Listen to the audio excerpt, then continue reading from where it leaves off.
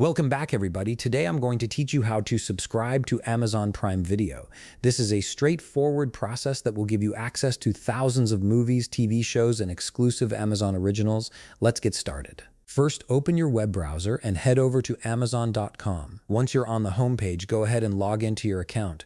Make sure you have your credentials ready so you can sign in quickly and move forward with the subscription process. After logging in, hover your mouse over Account and Lists in the top right menu bar. A drop-down menu will appear with several options. From this menu, select Membership and Subscription. This section is where you'll manage all your Amazon subscriptions, including Prime Video. Next, click on Prime Video. This will take you to the dedicated page where you can set up your Prime Video subscription and explore the various plans available. In the upper left panel, click on Prime Video again to ensure you're in the right section for subscribing. You'll now see several subscription options displayed on your screen. These options typically include paying per month, per year, or browsing videos first before committing to a plan.